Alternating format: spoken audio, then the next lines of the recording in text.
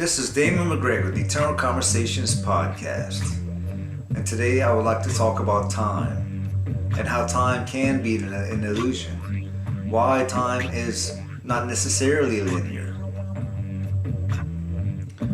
So, I once thought Einstein says that time is an illusion. And I thought, well, if that is true, then why do we get older? I still have a hard time with that question because we seem to be born and go from point A to point Z in a particular timeline, a straight timeline, past, present, future. And so I thought of some alternatives to how time can be an illusion. And even how time can be an illusion, but we still seem to get older anyway, regardless. So, first of all, ultimately all of reality is composed of mere vibrations, occurring at different speeds and frequencies.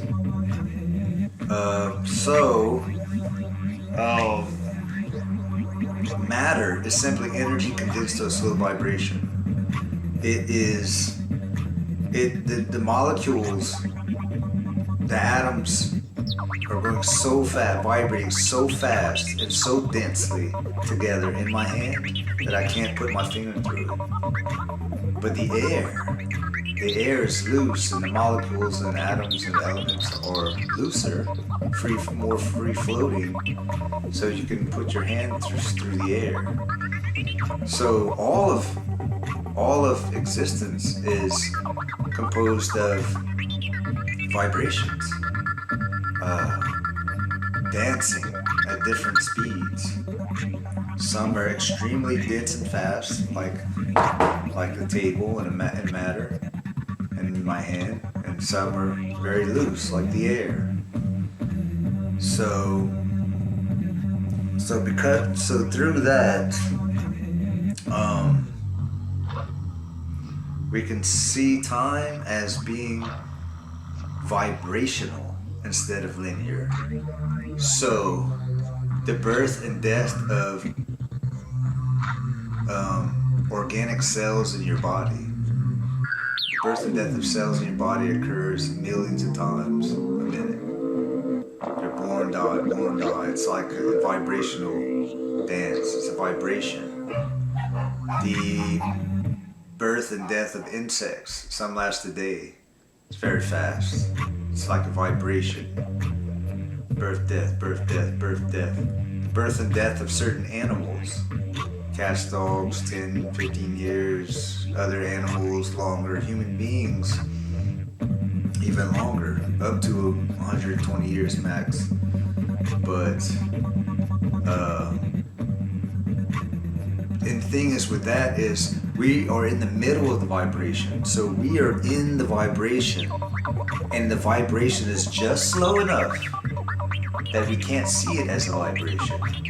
So since we're in it, since it was just slow enough, it's always a little bit ahead of us,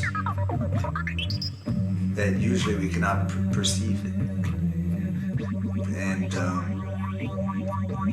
And so the birth and death of stars is a very slow vibration. And the birth and death even of the universe.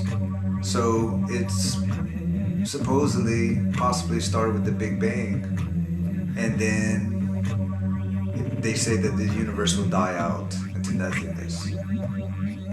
Well, that could be just one very slow vibration, but still not extremely slow in the relation of infinity. It could just be a normal speed vibration, actually, now that I think about it. But so the birth of the universe could start with the Big Bang and could end with dying out into all of the energy, light going away into nothingness, condensing and being reborn again in another burst, just like the cells in our body. just like the cells in atoms and materials, matter. And so that is one way that our life could be a huge vibration. And so, but it's just, we're in it and it's just slow enough so we don't see it. So instead of being linear, it's vibration. Vibration is occurring all over, everywhere. Different rates and speeds, frequencies. And so, yeah, that is a way that time can also be cyclical. It could be a vibration and cyclical, as I just described. It's also possible that the past, present, and future actually all exist simultaneously. And if you look at it, the bigger picture, but that we are just in it, in the present moment, but that the past and the future, from the bigger picture, from my higher dimension, is able to be seen, or is all is one. So if all is one and all is one, then if all is one, then the past, present, and future all exist simultaneously. I'm trying to think how that would relate to, but it surely relates to that there is eternity in every moment. That all the happenings of the universe are occurring right now. So the past, present, and future could be all of eternity happening now. And that the past and the future are just closely stitched into the moment. So it's all the now. And yeah, there's divinity in every particle because there's life in all of existence. Life in every atom. Matter is simply energy condensed to a slow vibration. Matter is energy. So all of everything that we know to be matter, that we perceive as matter, there's an energetic life force within everything in the universe, possibly including dark matter and space. So, and that all is one organism. All is one. Eternity in every moment, divinity in every particle, and all is one. And that corresponds to an alternative view of time as being linear, time as being a vibrational, and we are in it. Just slow enough to not see it, unless we meditate and try and see it. But it is always just a little bit ahead of us. We slowly grow old and wrinkled. We slowly grow old and wrinkled.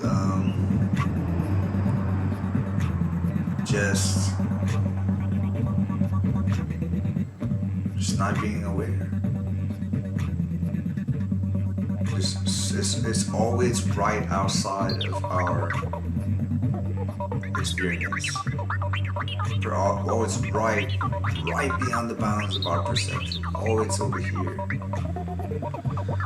But yeah, so that's my alternative view on time as linear, time being vibrational.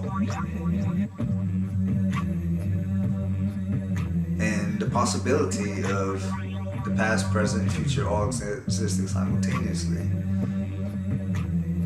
is either a alternate view or